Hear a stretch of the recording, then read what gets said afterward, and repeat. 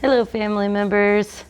Kimmy and I are here today to talk to you about something that I think is just not getting nearly enough traction in left leaning or Democrat, liberal, queer spaces. And it is how absolutely horrifying people on the conservative side see people like me.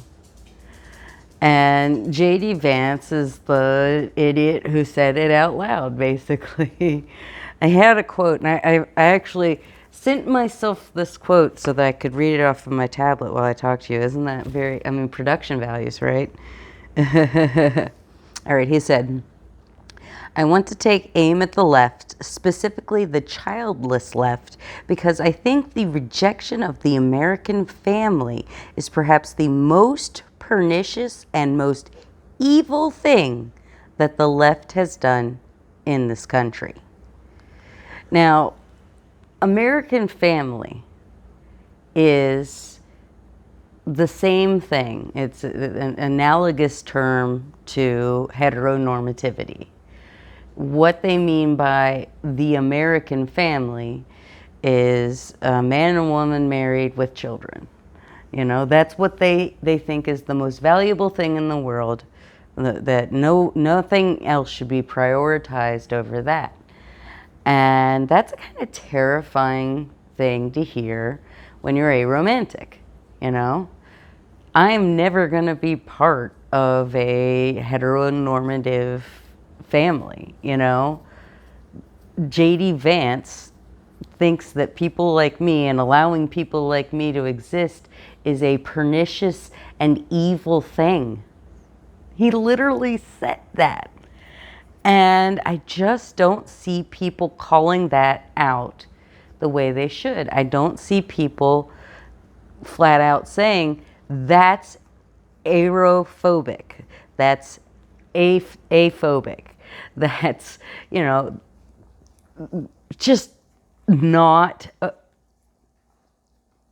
It's bigotry. It's bigotry. It's very, very open, very, very explicit bigotry, saying that the existence of people who are aromantic is pernicious and evil. And that's terrifying, terrifying. You know, here I am in a situation where I am as vulnerable as I could possibly be.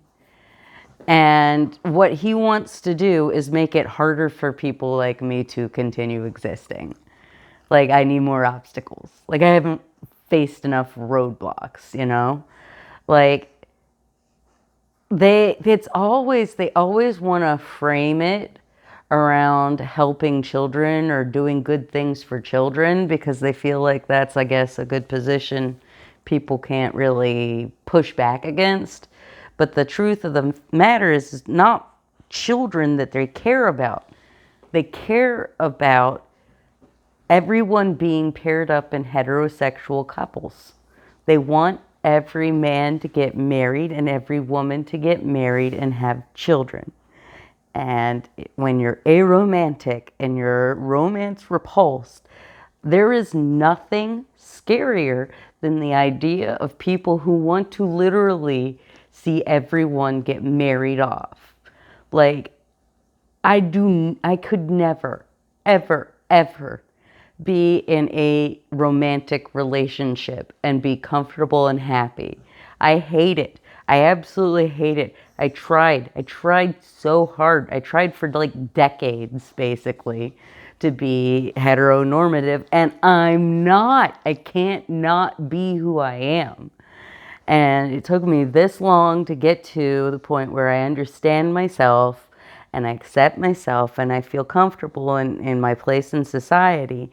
And they want to diminish society from the community that it is, this vibrant community that includes, you know, parents with children, but also includes people like me.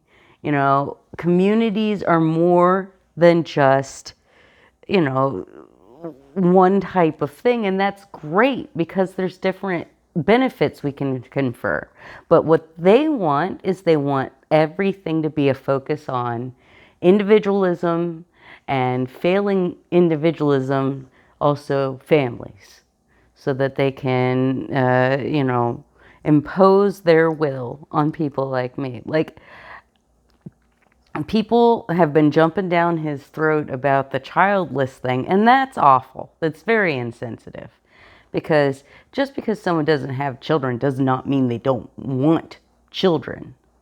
So saying that they're lesser because they don't have children, or they can't understand something because they don't have children, is saying you are a lesser being for something that's completely out of your control. That's bigotry. That's horrible, you know? And the fact is, I don't have children, but I understand a lot more about the needs of families and children than he probably has any idea. Why?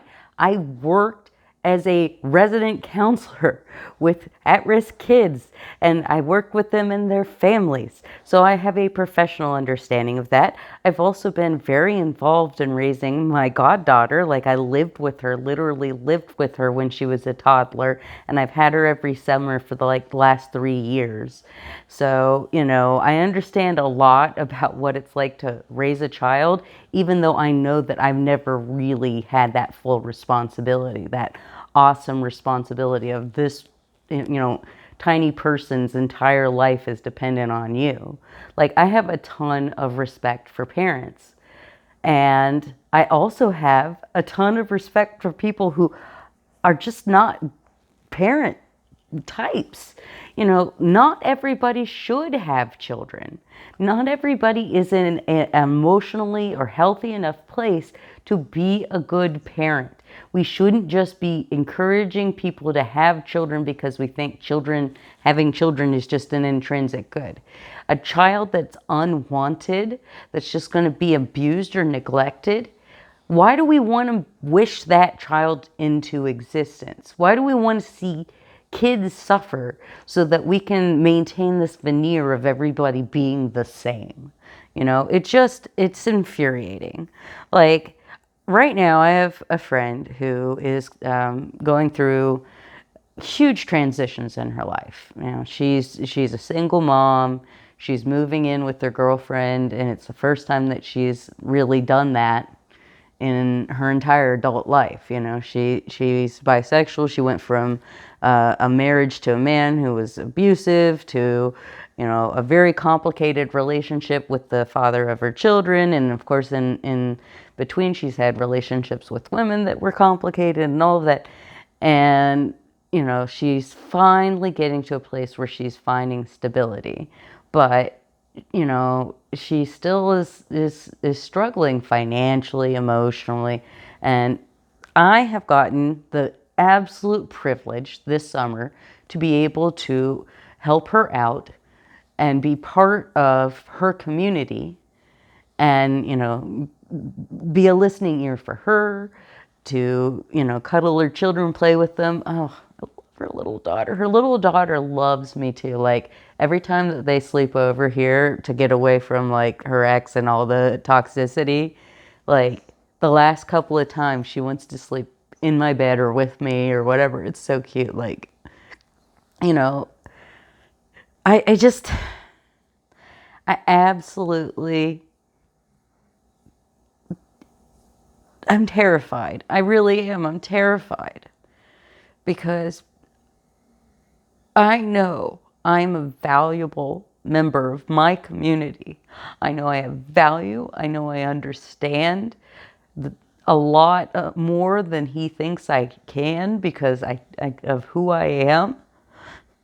I'm terrified of a man like that being one heartbeat away from the presidency. I mean, this is so close to happening. Like, if we can't get people to actually go out and vote and protect me and people like me from this man, then a 78-year-old man who doesn't exactly take very good care of his health is the only thing that's standing between me and a man who was described my existence as pernicious and evil.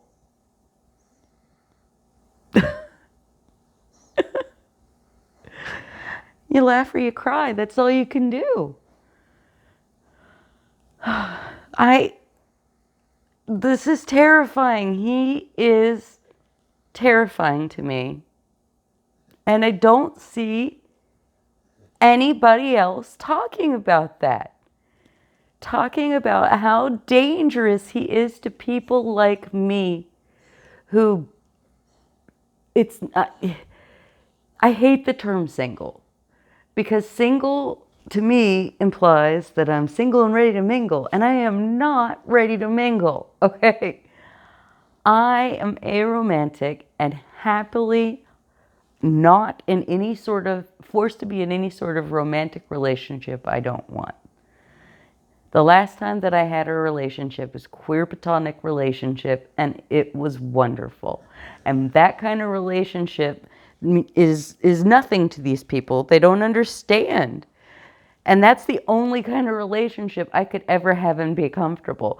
But I'm a lesser human because of that, because of him, according to him. I mean,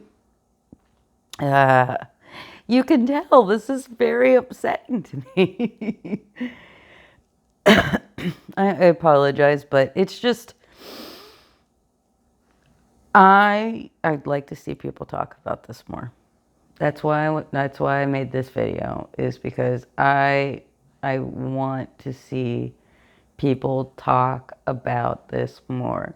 His blatant arophobia and the threat that that man poses to people like me who already are so vulnerable in this society. Like, people don't understand the disrespect that I'm just expected to accept because I'm not married, because I don't have children. That's something I already have to deal with all the time. And, you know, our society is set up with the expectation that you have another adult in your household that can help take care of you if things need to be taken care of. And I don't have that. And that has been a challenge to me, both in like getting to medical appointments or, you know, just all sorts of things, you know, like, you know, if your car breaks down, how are you going to get to and from the, you know, the mechanics? You know, I mean, like, any time that I have to do something that requires another adult, it's always a production, because I have to find somebody who is willing to do it, that doesn't have work or other obligations, and that, you know, that's so easy, you know, when you're in your, when everybody you know is like busy as heck and has, you know, I have a cousin who's very lovely and would love to help me out, but she's going to school, night school, and working full-time, and a single mother, you know, like my friend that I was mentioning, she's going through a whole heck of a lot. Like, almost every person that I know that's somewhere nearby me has a lot going on in their lives, and their ability to be able to help me is very small. And society does not have any answer to that, apparently, because I'm just supposed to be married and have somebody that can do all that stuff for me. And it's frustrating. It's so frustrating that I already have to deal with that. And then on top of that, I get called pernicious and evil. Really? Is letting me exist pernicious and evil? Like, I'd like to think I'm a nice lady. You know, I just rescued a mama cat and her 2 kittens like last week, you know? I'm like, I try to be as helpful and everything. I can't be charitable because I don't have any money, but back when I could, I did, you know? I'm important. I'm an important part of my community, and that's That's something that J.D. Vance will never agree with.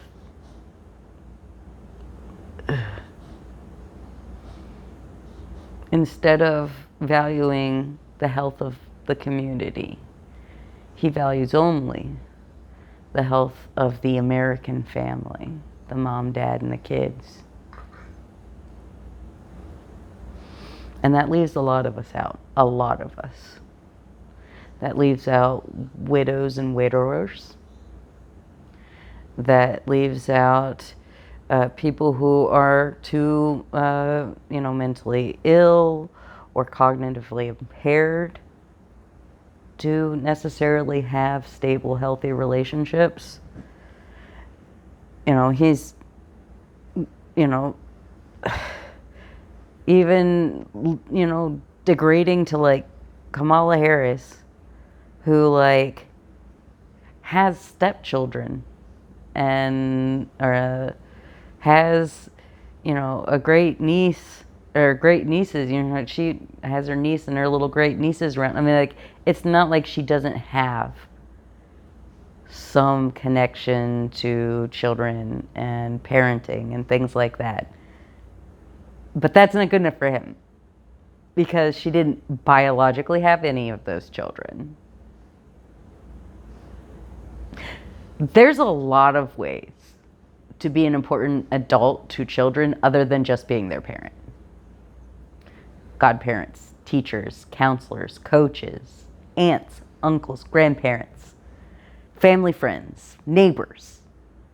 There are a lot of ways to be an important adult in a child's life other than just being their biological parent, okay? Stop erasing me. Stop erasing the importance of people like me. Stop erasing the complexity and beauty and interconnected web of humanity that is America. America is not about families. America is about everybody. And whether or not you feel like you are part of a family, even if you are the kind of person that is aplatonic and aromantic and asexual and you're just, off doing your own thing, you're still an important part of the community. So, yeah. I had to get that one out, guys. Sorry. I know it's weird. I try not to film at night because of the lighting issues, but Kimmy really enjoyed this topic, apparently, because she just thinks this is the greatest thing in the world to sit on me while filming. So this might happen more often. Apparently, she's decided she wants to be a YouTube star. So if you like the little Kimmy appearances, you comment and you let her know. She'll probably be a happy little girl. She's always a happy little girl, though, aren't you, Kimmy? Aren't you? I do feel blessed. I feel very lucky. I have great friends and family. And, I'm happy being who I am. And, not pernicious and evil. Sorry. Sorry, J.D. Vance. Gonna have to disagree on that one. All right, Keem. You want more cuddles? She does. Maybe even treats.